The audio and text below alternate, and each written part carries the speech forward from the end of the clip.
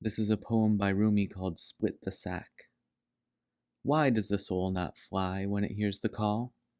Why does a fish gasping on land, but near the water, not move back into the sea? What keeps us from joining the dance that dust particles do? Look at their subtle motions in sunlight. We are out of our cages with our wings spread, yet we do not lift off.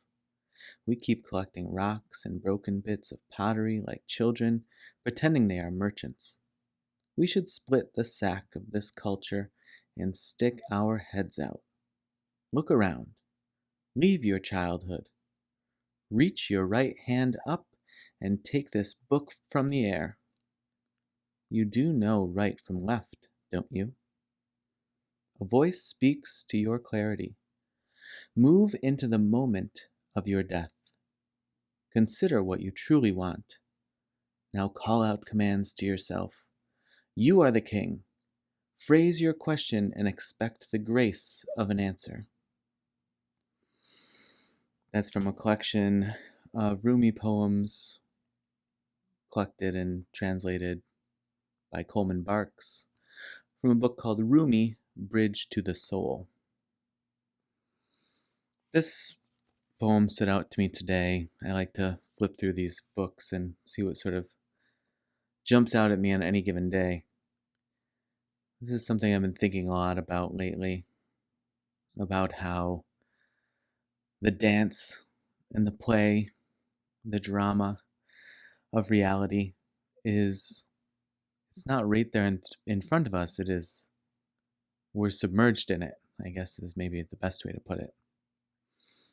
And yet we resist it. And in here, Rumi is sort of questioning why and saying, just escape, get out, poke your head through, take a look. I think it's worth sort of considering that the reason that there is this imaginative, wild, crazy experience that we're having, even in mundane moments, because the point is to be fooling ourselves. And so we're going to spend a lot of time being fooled and being tricked into taking this very seriously and very sorrowfully and very joyfully. And that is the point. The point is to be tricking ourselves. And if you're fortunate enough to at least be aware that an illusion is afoot, and that illusion is you. And you are the one that's producing the illusion. And so is everyone else around you, and everything else around you, as a matter of fact. So there is a sort of a path to be sought, and an uncovering to behold, if you can come to that way of thinking. But in the periods of time when you get really swept up and really lost in all of the ins and outs and jargon and fluctuations of being a person, it's not necessarily anything to be ashamed about, or to feel that you're letting yourself down and you're forgetting that this is all a play and that you're meant to be dancing. That is you dancing. You're just doing a very, very good job of convincing yourself otherwise. And so it's going to ebb and flow, because the strongest force is the force of the illusion. And so even if you have sort of the capacity to see and breathe beyond the illusion, you're still going to succumb to it, maybe even more often than not. And that is part of the dance that you're doing. I do think it's a nice image of what keeps us from joining the dance the dust particles do. Look at their subtle motions in sunlight. There's so many unique and beautiful and very subtle motions that we do as people.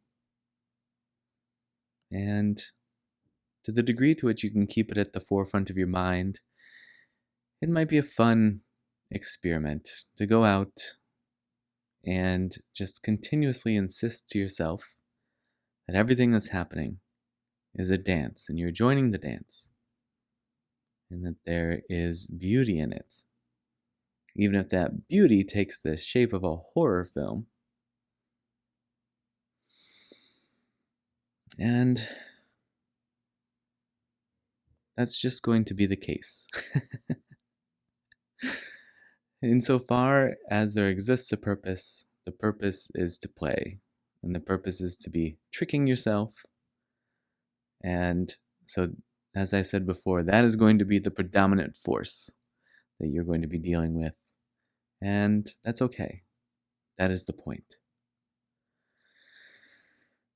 But in those moments where you can speak clearly and that you can consider what you truly want, just remember, at any point in time, as Rumi says, you can call out commands to yourself.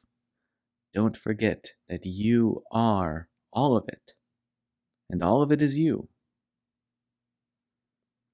And so as you phrase your questions and call out your commands, there will be an answer. And in the midst of all of the rest of it, you should be certain to try to not feel so meek and at odds with the universe and the world around you. Because that's the game that you're playing. And you're playing it for all of us.